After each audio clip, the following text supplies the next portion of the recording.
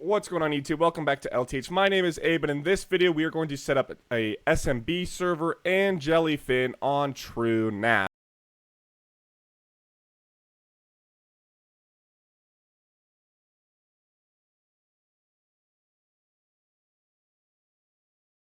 I like to edit files or have a GUI to look and interact with your files, your movies, and all that stuff. We're going to share that in this video. We do have a website showing how to install and a video for episode 17 where we installed Truenas. If you have not done so yet, you can pause and watch that video. Then come back to this video and we will do JellyFin and our SMBShare. But getting on with the video, log into your Truenas machine. Once you have done so, we need to first start by creating a data set. So on the far left, we have data set, and then on the top right, we're going to add a data set, and we need to name our data set something that will be easy to remember. So I'm going to do JellyFin data set and create the dataset presets as SMB. So this just creates the most optimal settings for SMBShare. It does copy the name from above. So one thing you're actually want to go in here and do is do SMBShare and just rename your SMBShare so these reflect what they actually are instead of having two things with the same name and then you get all confused. And so we're going to click save. The next thing you want to do is just go down to the shares and ensure that it actually created your JellyFin SMBShare for you. If not, you would need to click add, create one, select a path like how this one has a path, give your share a name, and then move on to the next part, which is creating our SMB group. So we're going to go to the credentials tab. Go up here. We are going to go to SMB local group or local groups, but we're using it for an SMB. And then up here, I'm going to click add. We're going to name this. So this will be our JellyFin local group.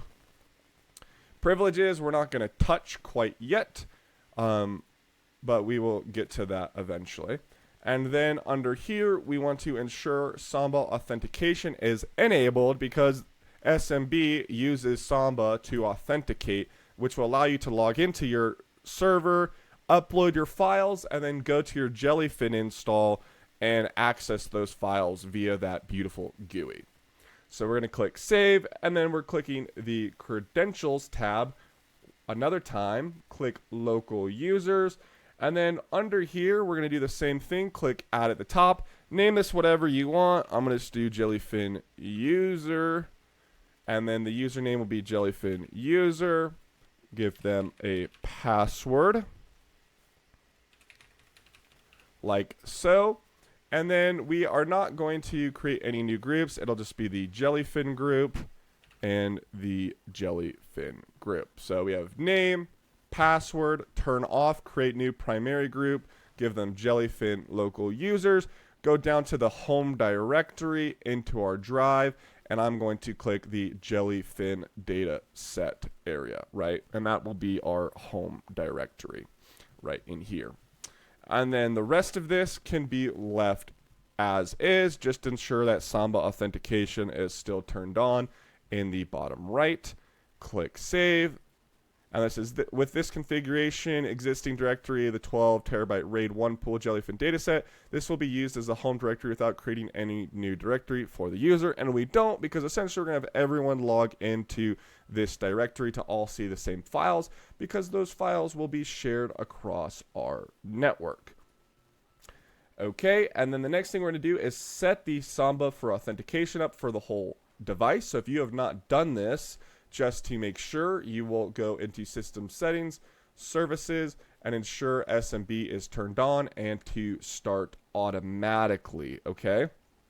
And so once that's done, we need to give users access to the SMBShare.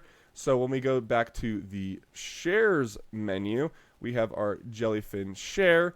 We are going to click the edit file systems access control list, which is like this little shield icon. And then ensure under the access control list that we have the group for the JellyFin users.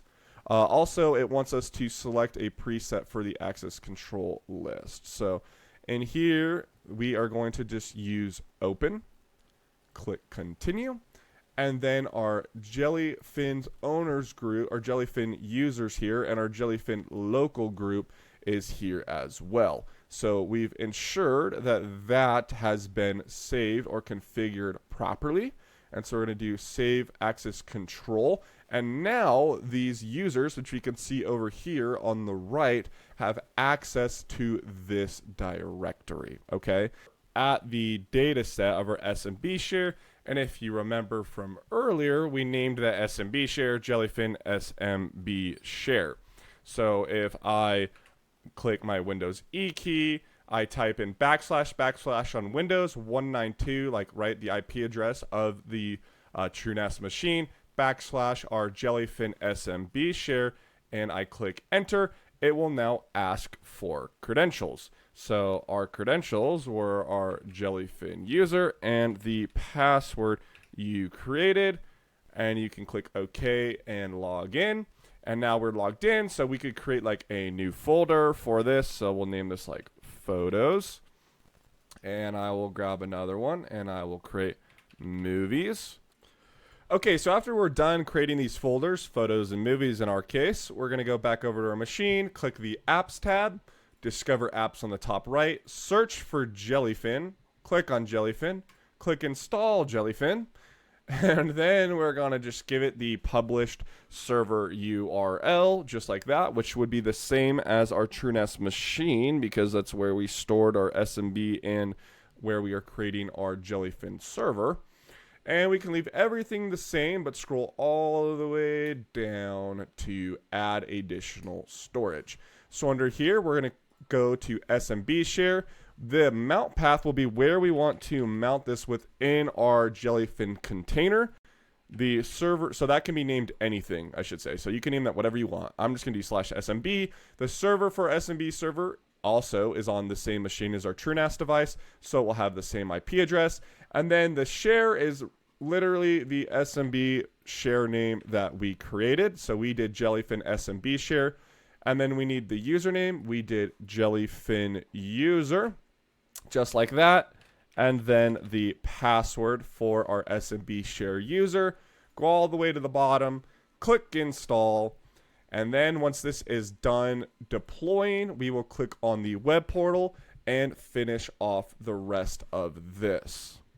Okay, and once that's done running, we're just going to click web portal, and you will be provided with the welcome to JellyFin screen. Click next. Your username, you can put this to whatever you want. I'm going to do admin, and then the password that I want. Click next. And now we need to add the media library. So we could do, in this case, we'll do movies because we created a movies folder. Click the folders tab, and then under here, remember, we attached it or mounted it under SMB. So I'm going to click SMB, and we can see our movies and photos folders right here because it's at the root of our JellyFin SMB share, movies and photos. And so I will click OK. And then you can set these settings if you want, but you don't need to. This could all stay just how it is. And then you could click OK. So once you are, created all the libraries you want, you'll click next, set your settings, allow remote connections to the server, which you will want because you're going to access this from other devices on your network. Click next and click finish. And now you'll just need to log in with that user you just created. Click sign in. And you will have your movies folder right here, which would have your movies. You could have favorites. You can go up here and go to your settings, quick connect, display, playback, go through any of your controls that you may need to. You can add new groups at the top left, so on and so forth. But that is kind of the gist. This will give you all your media in here to be able to access from all of your devices between your different folders.